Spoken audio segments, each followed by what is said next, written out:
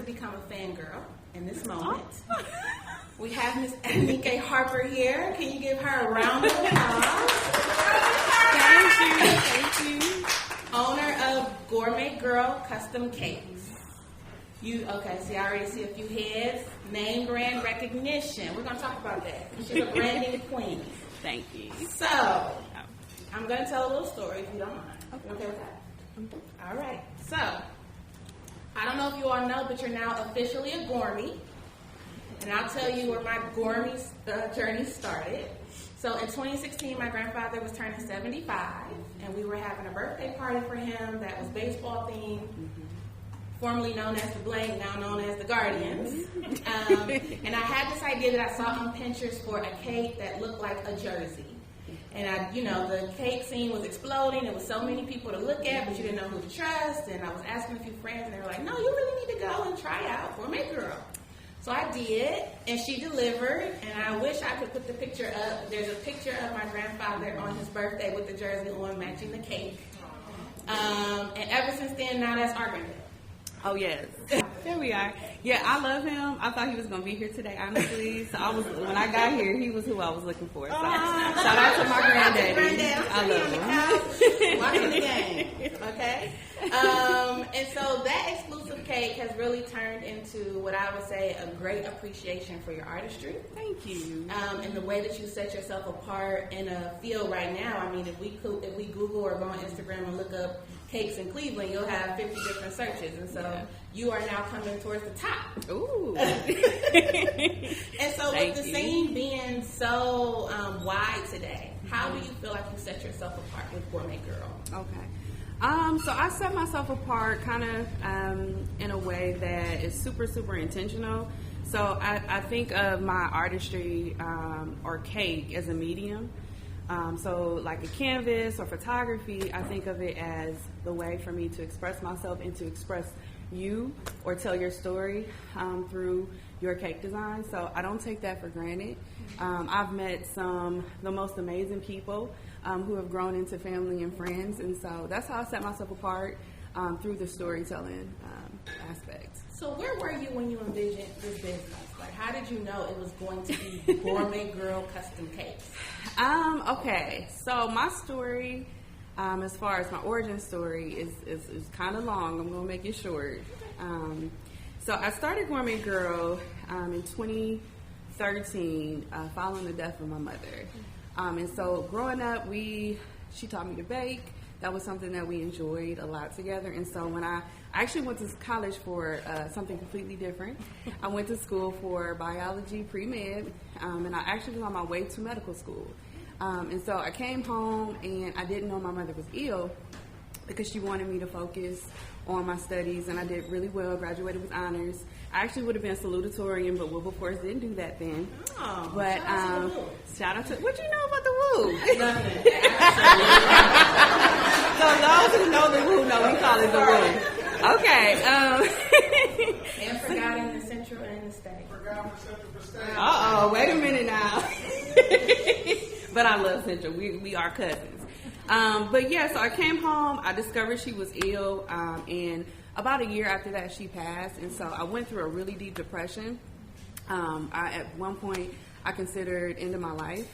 And caking and the act of getting up and having that muscle memory and kind of walking through the memories with my mother, it gave me reason. It gave me like intention. It allowed me to focus a lot of grief energy, and it got me through a really, really dark time. And so that's the origin of kind of returning to cake, because I took a cake class when I was a kid. So I was 16, took a wedding cake class. It was kind of just a fun thing to do. And so when I started creating again following her death, people were like, "Oh, I forgot you made wedding cakes. I forgot you made birthday cakes. Can you make this for me?" So it turned into like a hobby business, and it really has grown beyond measure. I dreamed of this as a possibility, so I'm literally walking through a dream. So I'm really grateful. Can we give a hand clap for that? Thank you. So let's go back to day one. Do you remember the first cake you sold for profit? That's kind of hard because in the beginning, I really literally was creating and giving it away. So I was going in the kitchen I was creating based on, I like this design, or I want to see what I can do with fondant. And I would have this cake, and I would like need to give it away because I had a lot of cake. And so I don't particularly remember. I take that back. I am lying. I'm lying. I do remember the first cake. So I have a fairy godmother. She's one of my best friends. And so I met her because I was best friends with her then fiance. And so they were getting married, and she was like, you know what? I want you to make my cake. And so I'm like, you sure? It's been a really long time since I've created a wedding cake. I created when I was 16, but that was it. And I was 25. And she was like, no, I believe in you. I think you can do it. And so at that point, that was my most expensive cake in thought.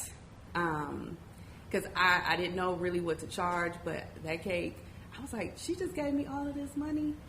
I can do this. This is something that's lucrative. And so that's kind of where it started. So to this day, she is my fairy godmother. Shout out to Angel Washington. I love her to death. Yes. So through the years, you've built your brand. So you don't just bake, you don't just design the cake. You also market the HE double hockey sticks out of it.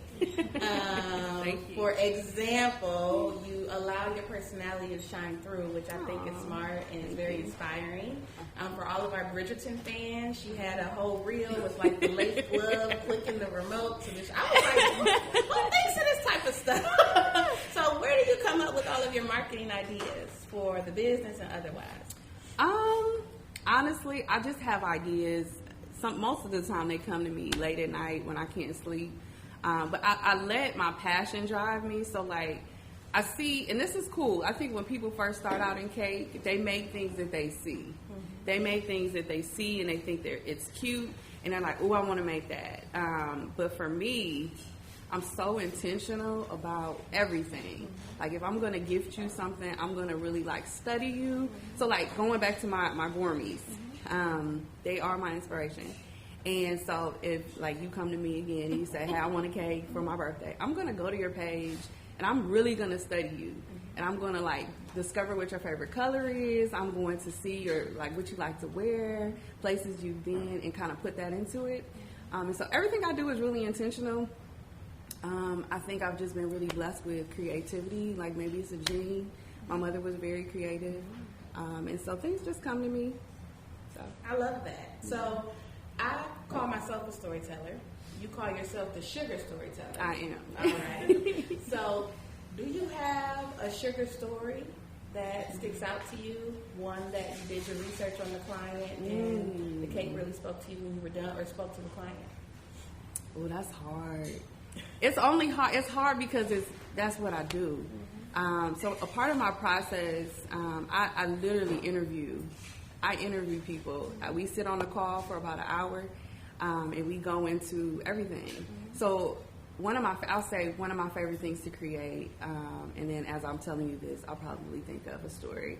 But it's for weddings because I learned their love story.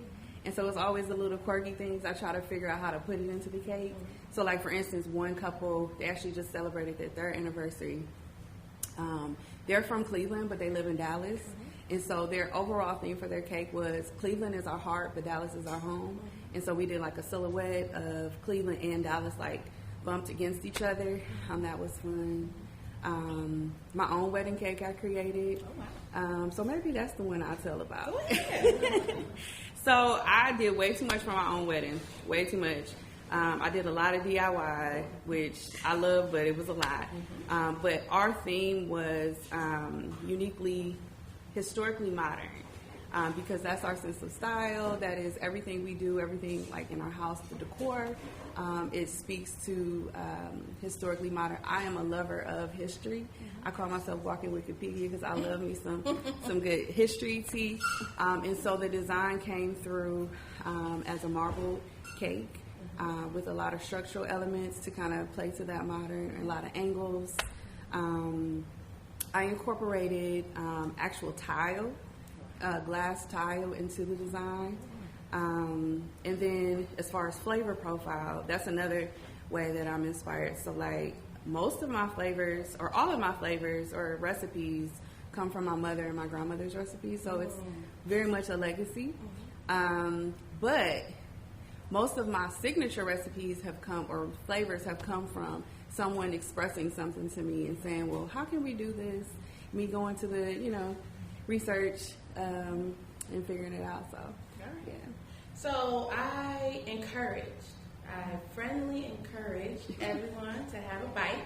Yes. So give it up if you had a bite of the cake. Sounds like they liked it. Okay. This is a very shaky bunch. And the theme of tonight is celebrating Black entrepreneurship, which you know, but taking it up a notch to celebrate those who don't just stop at their own individual success, but also go backwards and try to give back and bring success across the community. So, to that end, could you tell us about a piece of cake in your baking classes? Because, I do research on YouTube. Thank you. Okay, so a piece of cake, it honestly was born at the same time as Gourmet Girl. So I had the simultaneous thoughts, but after losing my mom, life was really lifing. And so I cared so much about a piece of cake that I didn't want to mess it up. I wanted to deliver it when I was able to give on to others in that way. And so that was the initial thought. During the time I was teaching, I was a substitute teacher, and I was meeting a lot of young people who were labeled as being bad, or, the little Johnny, little Susie, oh, you have them.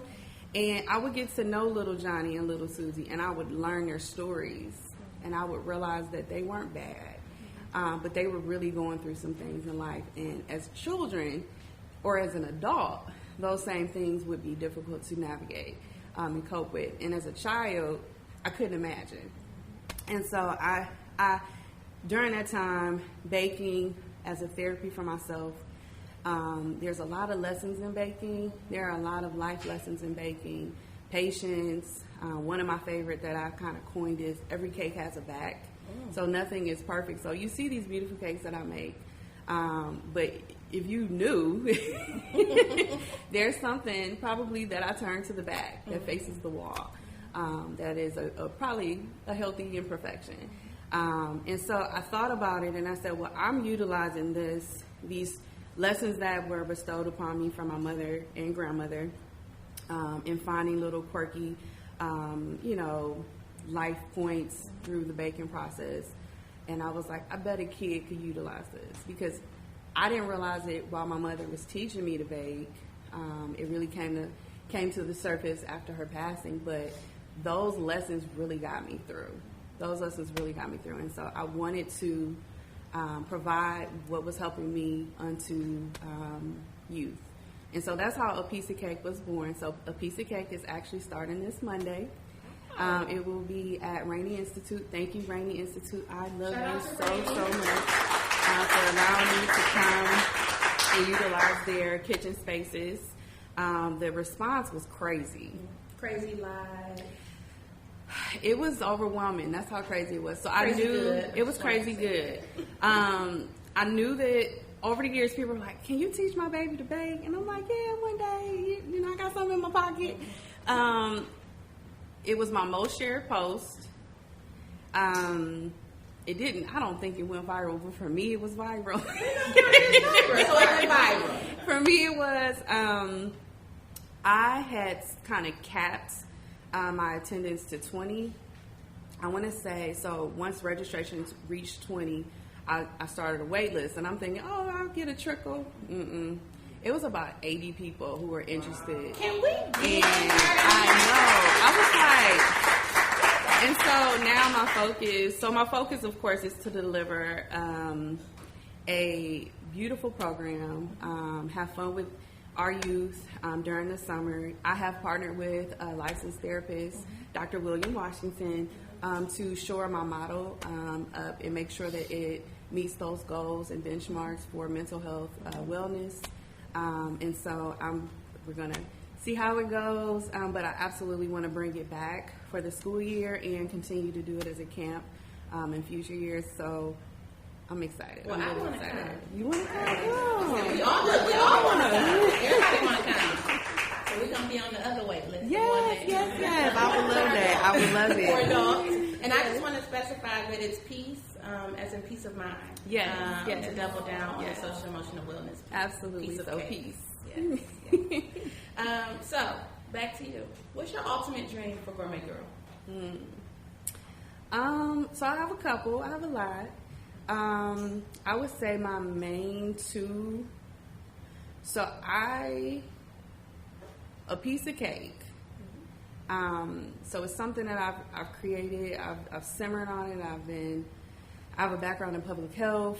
I have been very intentional with this. I've taken a lot of care with it, and so my ultimate goal with that is to share it, not just with youth, but to create a steadfast model that other bakers or schools can take it and follow the rubric and kind of give it out, and it not just be me, because I really would love it to be widespread as far as cake being a therapy, like art therapy or culinary therapy, but specifically the joy that comes from cake. And another thing that I've coined is cake joy.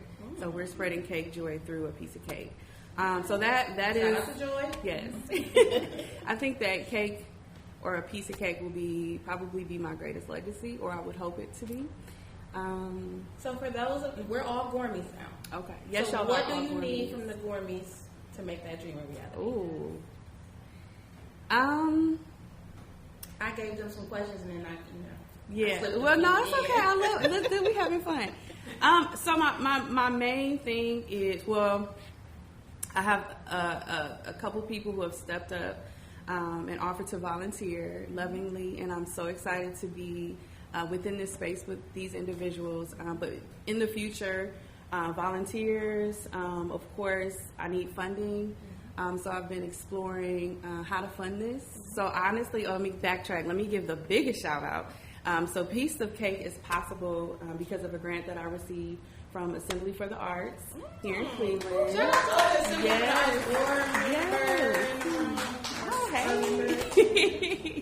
Yes. And so I'm trying to identify how to keep it sustainable. I don't want to give it and take it away.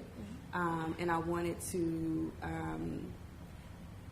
The youth that I start with, I want to be able to keep them. I want to be able to build rapport and go through youth life with them and after.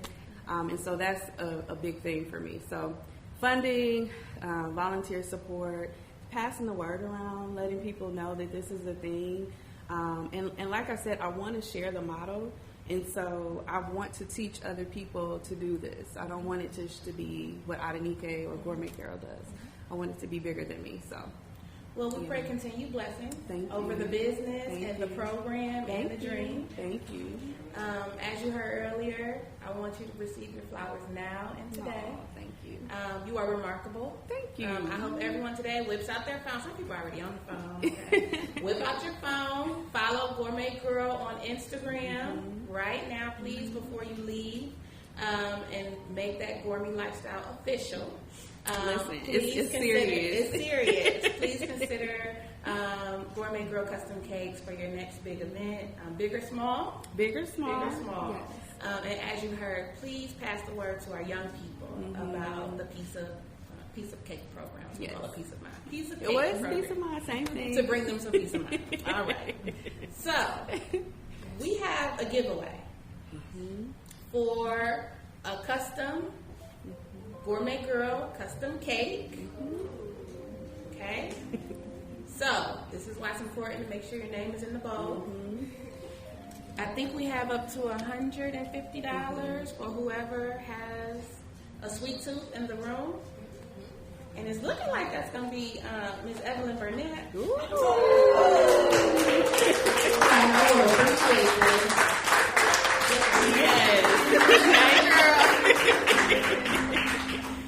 So, if you enjoyed your cake today, can you make some noise? If you've enjoyed it,